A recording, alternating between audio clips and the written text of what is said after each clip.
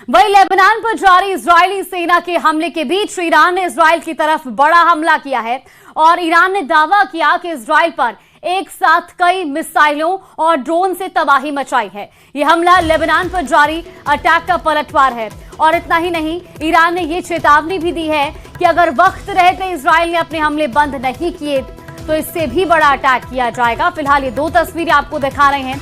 तो एक बार फिर से यहाँ पर मिडिल ईस्ट में जंग जैसे हालात बन चुके हैं। एक बार फिर हमले किए गए हैं।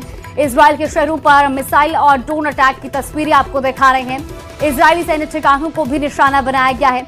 ईरान ने इजरायल के कई शहरों पर अटैक किया गया है और इसमें लेबनान पर अटैक के जवाब में ये कार्रवाई की गई है।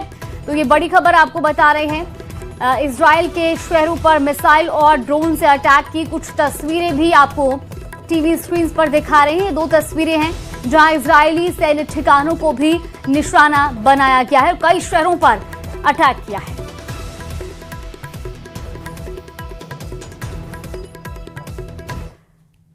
तो वही अब इजरायल ने भी ईरान पर पलटवार किया है। वेस्टर्न और सेंट्रल ईरान में आईडीएफ की बड़ी स्ट्राइक देखने को मिली है।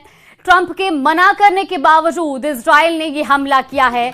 तबरीज और इस्फहान में भी इजरायल ने बम दागे हैं। ईरान के सैन्य ठिकानों को निशाना बनाया गया है। ट्रंप के रोकने के बावजूद भी नेतन्याहू नहीं माने और ये कार्रवाई की गई है इजरायल की ओर से। तो इजरायल ने ईरान पर पलटवार किया है। वेस्टर्न और सेंट्रल ईरान में आईडीएफ की ये बड़ी स्ट्राइक देखने को मिली है। तस्वीरें भी आप देखिए, मिसाइल और ड्रोन अटैक यहां पर किए गए हैं और ये पूरा घटनाक्रम तब हुआ जब ट्रंप की ओर से किसी भी तरह के हमले करने के लिए मना किया गया था, लेकिन बावजूद इसके इजरायल पीछे नहीं हटा। तबरीज और इस्फहान में भी इजरायल ने बम दागे हैं। ईरान के सैन्य ठिकानों को निशाना बनाया गया है। ट्रंप के रोकने के बावजूद भी नेतन्याहू नहीं माने।